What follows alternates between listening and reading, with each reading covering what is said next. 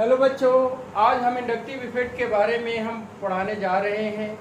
यह बहुत ही जेई और नीट के लिए इम्पोर्टेंट टॉपिक है। यह क्यों इम्पोर्टेंट टॉपिक है? क्योंकि इससे ऑर्गेनिक केमिस्ट्री की बहुत सी बातों का पता चल जाता है। तो चलिए अब हम इंडक्टिव इफेक्ट के बारे में जानेंगे। क्या क्या जान रहे हैं ये सीखिए। इंडक्टिव इफेक्ट, ठीक है। अगर हम इसकी कंडीशन को समझ ले पहले, तो इंडक्टिव इफेक्ट को डिफाइन करना बहुत ही इजी हो जाता है। तो इसकी कंडीशन क्या है? तो पहला कंडीशन है covalent bond form, covalent bond form, sharing of electron, sharing of electron. Covalent bond जो बनता है वह इलेक्ट्रॉन के शेयर करने से बनता है, ठीक है। जैसे कि मान लो कि हमने हाइड्रोजन ले लिया, इस हाइड्रोजन के पास एक इलेक्ट्रॉन है, इस हाइड्रोजन के पास में भी एक इलेक्ट्रॉन है, ठीक है। ये दोनों इलेक्ट्रॉन जो क्या है, दोनों की इलेक्ट्रोनेगेटिविटी इक्वल है। 2.1 इसकी भी है, 2.1 इसकी भी है, ठीक है। तो क्या होगा, ये दोनों इलेक्ट्रॉन बीच में शिफ्ट हो जाएगा। क्या हो जाएगा? बीच में। ये बॉन्ड हो गया, ये इलेक्ट्रॉन इस तरह से बीच में शिफ्ट हो रहा है दोनों, क्योंकि दोनों की इलेक्ट्रोनेगेटिविटी सेम है, तो दोनों का इलेक्ट्रॉन बीच में रहे। इसी तरह से कंडीशन है Cl2, Cl और Cl का, इसका इलेक्ट्रॉन जो क्या है, बीच में शिफ्ट करेगा। F यहाँ पर क्या पता चलता है? इलेक्ट्रोनेगेटिविटी जो है किसी की न ज्यादा हो रही है और न कम हो रही है। तो जहां पर सिमिलर एटम मिलते हैं, second, in similar atom, in similar atom inductive effect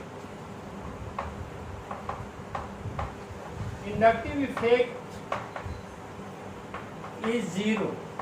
ये जीरो हो जाता है। जैसे कोई पूछेगा कि हाइड्रोजन का इंडक्टिव इफेक्ट क्या होता है, तो जीरो होता है? नहीं होता है। अगर सिमिलर एटम आता है तो उसमें इंडक्टिव इफेक्ट क्या होती है, वो जीरो हो जाती है। क्यों जीरो हो जाती है? क्योंकि इलेक्ट्रोनेगेटिविटी की डिफरेंस नहीं होता है, और इंडक्टिव इफेक्ट में इलेक्ट्रोनेगेटिविटी की डिफरेंस बहुत ही जरूरी होती है, ठीक है।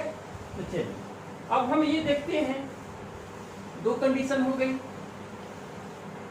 जैसे कि देखो, कहेंगे कि H2, Cl2, O2, N2, F2, ये सब सिमिलर एटम है। ये क्या है? Similar atom. और सिमिलर एटम की में इंडक्टिव इफेक्ट नहीं होता। इंडक्टिव इफेक्ट में तीसरी कंडीशन क्या आती है? तो EN डिफरेंस होनी चाहिए। इलेक्ट्रोनेगेटिविटी टू एलिमेंट्स के बीच में डिफरेंस होनी चाहिए। जैसे कि हम ले ले HCl हो गया। अब हम ये देखेंगे कि H और Cl के बीच में H का जो इलेक्ट्रॉन है, इसकी इलेक्ट्रोनेगेटिविटी 2.1 होती है, अप्रॉक्स इसकी 3 हो जाती है। तो ये मोर इलेक्ट्रोनेगेटिव एलिमेंट्स है, तो इसका एटम जो क्या है, इस साइड में जाएगा। तो इस पर क्या आ जाएगा? डेल माइनस, और इस पर आ जाएगा डेल, ठीक है, डेल प्लस। अगर एक इलेक्ट्रॉन इसके पास साथ चला गया तो इसके पास क्या बचा? प्रोटॉन बचा, और प्रोटॉन को पॉजिटिव चार्ज होती है। समझ में आ गई बात? दूसरा है, जैसे कि HF है, हम ले लेंगे HF है, तो क्या इसके बीच में इंडक्टिव इफेक्ट पॉसिबल है? तो हम चेक कर लेंगे कि टू एलिमेंट्स की इलेक्ट्रोनेगेटिविटी के बीच में डिफरेंस है या नहीं है। अगर डिफरेंस है, डिफरेंट इलेक्ट्रोनेगेटिविटी है, कहीं वहीं पर इंडक्टिव इफेक्ट होगा। अगर डिफरेंस इलेक्ट्रोनेगेटिविटी नहीं है तो इंडक्टिव इफेक्ट नहीं होगा। यानी कि सिमिलर एटम के पास इंडक्टिव इफेक्ट नहीं होता है, डिसिमिलर एटम के पास इंडक्टिव इफेक्ट होता है, ठीक है।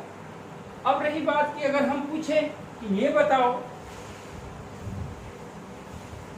कि इसमें HCl हो गया, HBr हो गया, HNO3 हो गया या 2 हो गया, है ना, क्या इस सब में इंडक्टिव इफेक्ट वर्क करेगा तो हमें देखना है कि अगर अलग अलग एलिमेंट है, इसमें हाइड्रोजन है, क्लोरीन है, इसमें हाइड्रोजन है, ब्रोमीन है, इसमें हाइड्रोजन है, नाइट्रोजन है और ऑक्सीजन है, तो अलग अलग एलिमेंट है, तो इसकी इलेक्ट्रोनेगेटिविटी भी तो अलग अलग होगी, डिफरेंट होगी, तो इसमें पॉसिबल है।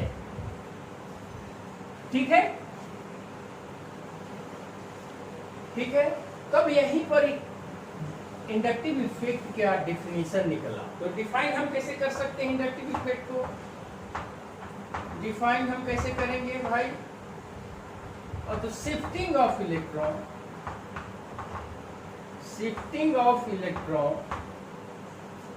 From less electronegative element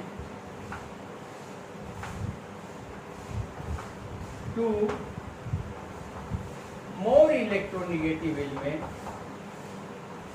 shifting of electron from less electronegative element to more electronegative element in covalent bond is called inductive इसी को इंडक्टिव इफेक्ट कहा। इंडक्टिव इफेक्ट में इलेक्ट्रोनेगेटिविटी का डिफरेंस होना बहुत ही जरूरी है। अगर जो बच्चे इलेक्ट्रोनेगेटिविटी के बारे में नहीं जानते हैं, उनके लिए मैं ये बता दें कि इलेक्ट्रोनेगेटिविटी नॉन मेटल के पास होती है, और उसका जो सीरीज है, उसका ट्रिक ये है कि फोन कलीबर ISCPH, ठीक है। तो फोन FON कली CL BR बर ISCPH। अब ये देखिए, इसकी होती है 4.0, ऑक्सीजन की होती है 3.5, नाइट्रोजन की 3, इसका होता है 2.9, इसका होता है 2.8, इस यहाँ से यहाँ तक का 2.5 होगा, और ये दोनों का 2.1, और एक सल्फर को भी ले लो, सल्फर का भी होता है 2.1, ठीक है। यानी कि हम इधर से इधर जा रहे हैं, बढ़ रहे हैं, तो इलेक्ट्रोनेगेटिविटी डिक्रीज कर रही है, और इधर से इधर आ रहे हैं तो इलेक्ट्रोनेगेटिविटी इंक्रीज। तो इंडक्टिव इफेक्ट में इलेक्ट्रोनेगेटिविटी की बहुत ही इंपॉर्टेंस हो जाती है। समझ में आ गई? चलो इसे नोट कर लो। अब कंडीशन इसके क्या हो गए कि सिमिलर एटम के बीच में इंडक्टिव इफेक्ट नहीं होता है, और डिसिमिलर एलिमेंट के बीच में इंडक्टिव इफेक्ट होता है, ठीक है। अलग अलग एलिमेंट रहेंगे तो इंडक्टिव इफेक्ट होगा ही होगा, ठीक है। अब मान लो कि यहाँ पर हम एक क्वेश्चन करते हैं कि फाइंड आउट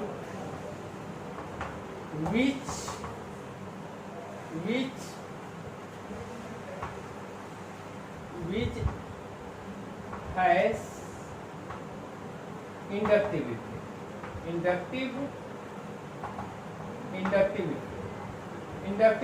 में से किसके पास? वाला हमने कहते हैं H2, HCl, HBr, NH3, COOH, ठीक है। HBr,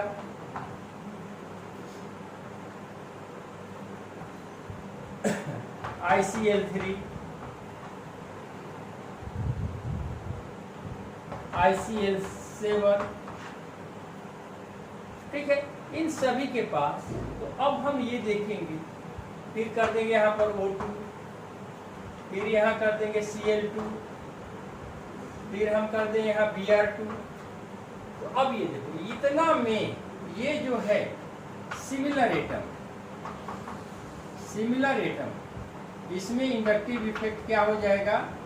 नहीं होगी, इसमें इंडक्टिव इफेक्ट नहीं होगी। बाकी डिसिमिलर एटम ये है, ये सभी डिसिमिलर एटम है, दिख रहा है, ये सब के सब क्या है, डिसिमिलर एटम, डिसिमिलर एटम है। और डिसिमिलर एटम के पास इंडक्टिव इफेक्ट होता है। क्यों होता है? क्योंकि इसके इलेक्ट्रोनिगेटिविटी में डिफरेंसेस। अब यहाँ पर ये दो बातें आ गई, ठीक है। दूसरी चीज है कि इंडक्टिव इफेक्ट किस पर डिपेंड करता है, ये देख लें। अगला कंडीशन ये हो गया,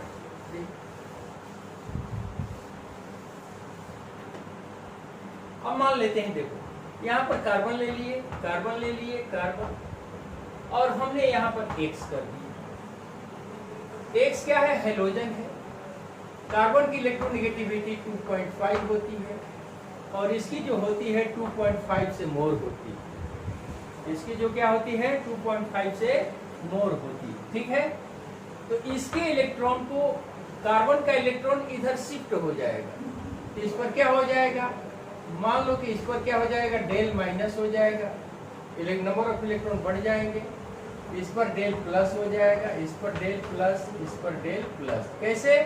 आज इसके इलेक्ट्रॉन को ये खींचेगा, इसमें इलेक्ट्रॉन की डिफिशियंसी हो जाएगी, तो ये जो है कार्बन इस कार्बन से इलेक्ट्रॉन को अपनी ओर खींचेगा, तो इसकी डिफिशियंसी हो जाएगी इलेक्ट्रॉन की। और ये जो है इससे खींचेगा इसकी। और इसके बाद अगर मान लो कि एक और हम सी देते हैं तो यहाँ पर इंडक्टिव इफेक्ट वर्क नहीं करेगा, यहाँ पर नहीं करेगा, लगातार 3 ही, ठीक है। अब ये देखो इधर से इधर आ रहा है, इधर आ रहे हैं, तो इसका मतलब क्या हुआ कि इंडक्टिव इफेक्ट जो है is inversely proportional to distance, distance का इनवर्सली प्रोपोर्शनल हो जाता, ठीक है। अब इस तरह से और क्या हुआ भाई, तो inductive effect is a permanent effect, permanent effect, ये परमानेंट इफेक्ट है, ठीक है। इंडक्टिव इफेक्ट क्या है, ये परमानेंट इफेक्ट है। क्यों परमानेंट इफेक्ट है? तो इट्स फाउंड इन मॉलिक्यूल। जो इंडक्टिव इफेक्ट है वो कहाँ पाया जाएगा, it's found in molecule, molecules में पाए जाएंगे, ठीक है, मॉलिक्यूल्स में पाए जाएंगे, इसलिए परमानेंट इफेक्ट। अब ये कि inductive kinds of inductive effect या types of inductive effect, inductive effect कितने तरह के होते हैं?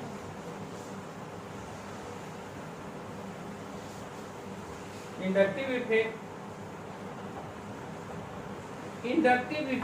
के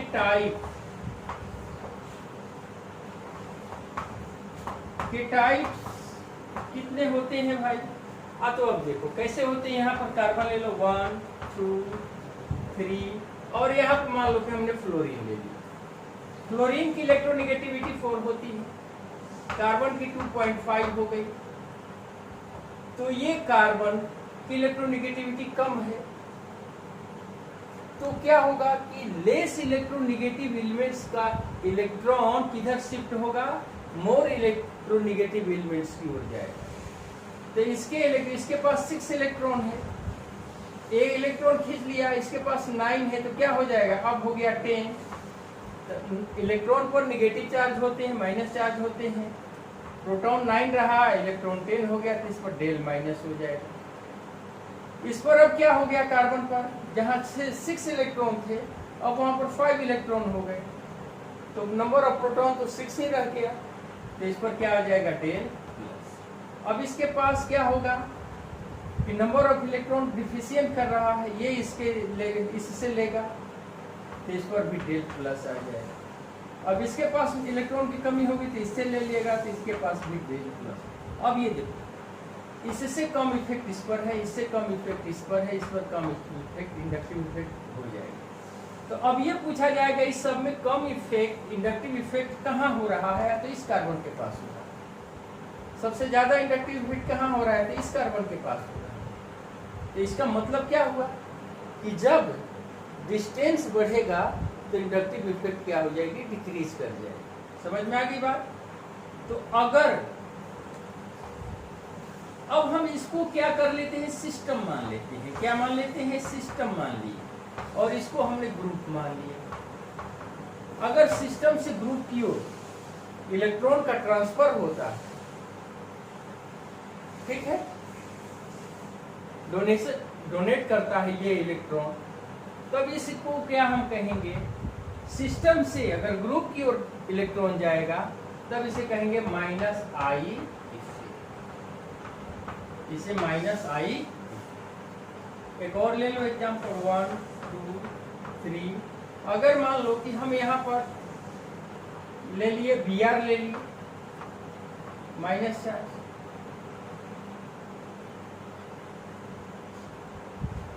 Br ले लिए, यहाँ इसका होता है 2.5, इसका हो गया मान लो कि 2.8। अब इलेक्ट्रॉन जो क्या होगा, इसकी इलेक्ट्रोनेगेटिविटी कम है, ये इधर शिफ्ट करेगा तो क्या हो जाएगा, डेल माइनस आ जाएगा, इस पर डेल प्लस हो जाएगा। इसके पास 5 इलेक्ट्रॉन हो गए तो ये इससे खींचेगा, तो इस पर एक कम हो गया तो इस पर ये डेल प्लस हो जाएगा, ये इस पर डेल, ये इससे खींचेगा तो डेल प्लस हो जाएगा। अब देखो क्या हो रहा है कि जैसे जैसे इधर डिस्टेंस बढ़ रहा है, जैसे जैसे इधर डिस्टेंस बढ़ रहा है, इंडक्टिव इफेक्ट कम होती जाएगी। तो यहाँ पर प्रूफ हो गई कि डिस्टेंस अगर इंक्रीज कर रहा है तो इंडक्टिव इफेक्ट डिक्रीज करेगा, यानी कि inductive effect is inversely proportional to distance. तो इसको कौन सा कहेंगे, इसको अगर हम सिस्टम मान लिए, सिस्टम, इसको अगर हम ग्रुप मान लिए तो इलेक्ट्रॉन कहाँ जा रहा है, सिस्टम से ग्रुप की ओर जा रहा है, तो इसको हम क्या कहेंगे, माइनस आई इफेक्ट। समझ में आ गई बात, माइनस आई इफेक्ट है। क्लियर। अब चलो यहां पर लिख लो, डिफाइन हो गया, व्हेन इलेक्ट्रॉन is drawing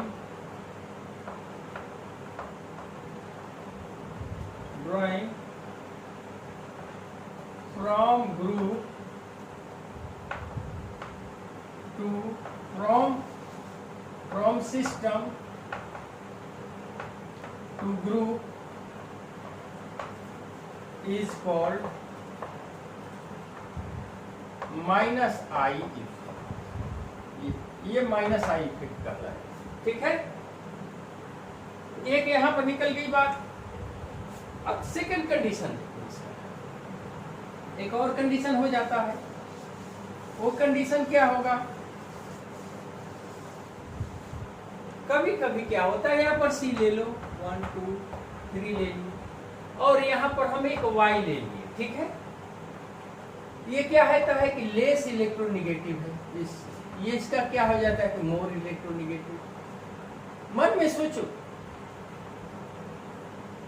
इसका मोर इलेक्ट्रोनेगेटिव हमेशा लेस इलेक्ट्रोनेगेटिव एलिमेंट से इलेक्ट्रॉन को खींचेगा, तो इलेक्ट्रॉन कहाँ आ जाएगा, इस साइड में आ जाएगा। इसके पास बढ़ जाएगा तो इससे यहाँ चला जाएगा, इससे यहाँ, तो इस पर क्या हो जाएगा, डेल प्लस हो जाएगा, इस पर डेल माइनस, इस पर डेल माइनस, और इस पर डेल माइनस। 3 कार्बन तक ही वर्क करता है, बाकी वर्क नहीं करता है, 0 हो जाता है।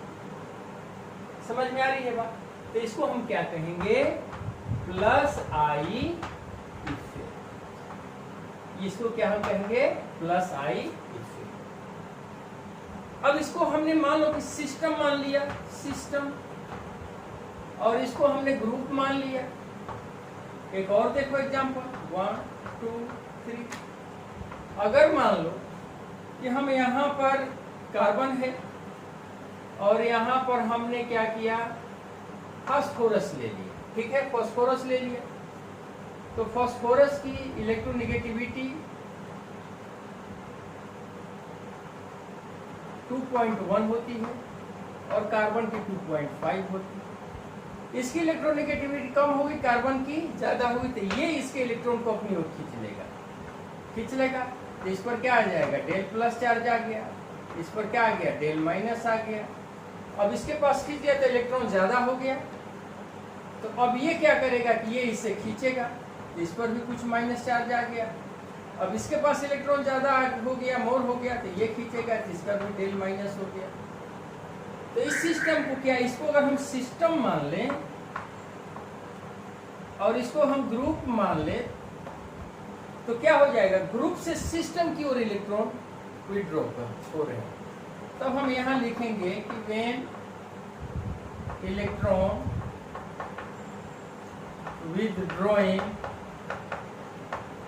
withdrawing from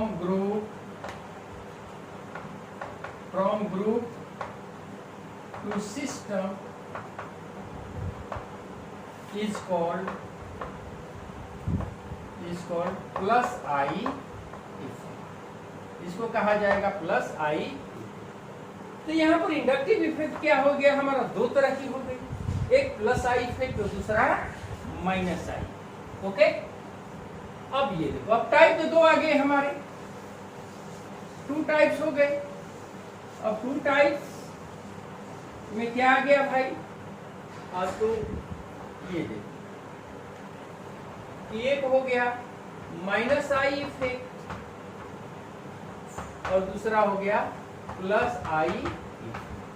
अब आज पूछेगा कि कुछ इसका एग्जांपल दो भाई।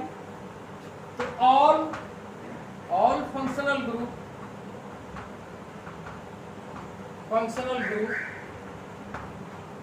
आर माइनस आई, जैसे कि COOH हो गया, CHO हो गया, OH हो गया, CN हो गया, ठीक है, COO हो गया, CO हो गया, ठीक है, उसके बाद CN हो गया। तो इस तरह से जो क्या होगा कि Br हो गया, I हो गया, Cl हो गया। ये भी फंक्शनल ग्रुप दो तरह के होते हैं, एक मेन फंक्शनल ग्रुप, दूसरा सब्स्टिट्यूएंट फंक्शनल ग्रुप। तो ये जितने भी फंक्शनल ग्रुप हुए सब माइनस आई को। और इसमें क्या होगा कि ऑल अल्काइल ग्रुप जो हो गए, ऑल अल्काइल ग्रुप जो हुआ वह प्लस आई थे, जैसे CH3 हो गया, C2H5 हो गया, C3H7 हो गया, CH3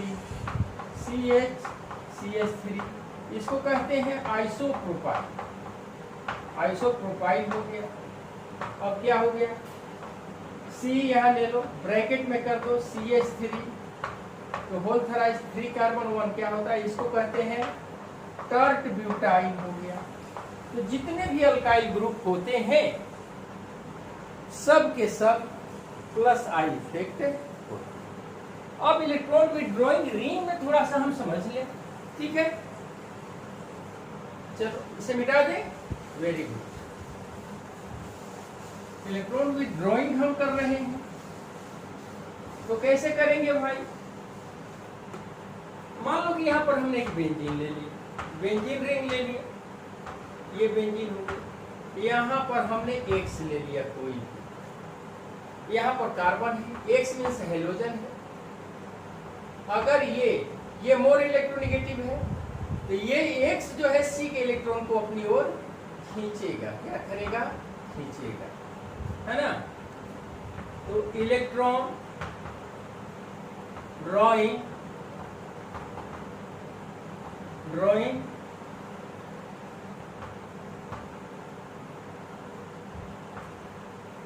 फ्रॉम बेंजीन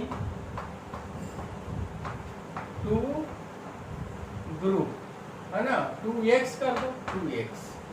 दूसरा वगैरह ले लो कि अगर हम बेंजीन ले लिए यहाँ पर, अगर मान लो कि कोई हम Y ले लिए, कोई भी जिसकी इलेक्ट्रोनेगेटिविटी कार्बन से कम होती है, ये लेस इलेक्ट्रोनेगेटिव हो गया, तो ये इसके इलेक्ट्रॉन को खींच लेगा, है ना।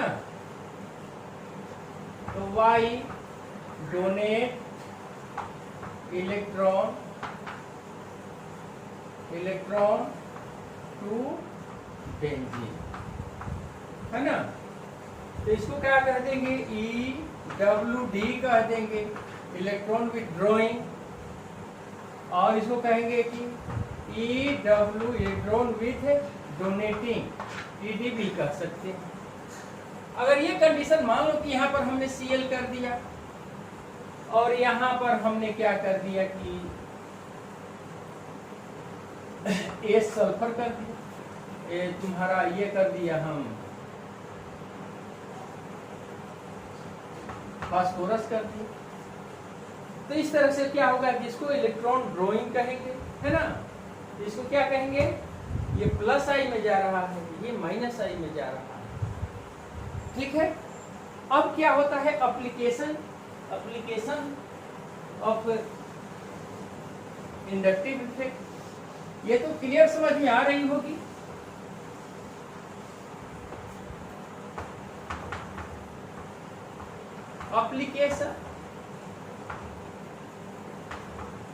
एप्लीकेशन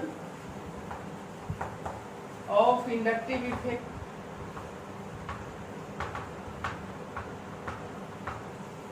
इंडक्टिव इफेक्ट का एप्लीकेशन क्या है भाई, तो stability of carbocation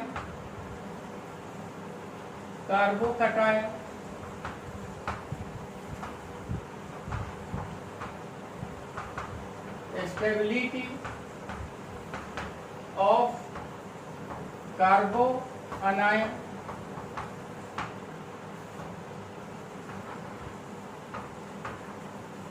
stability of free radical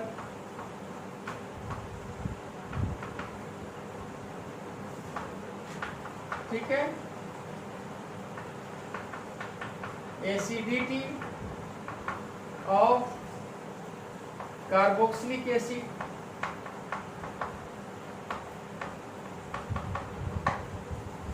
और बेसिसिटी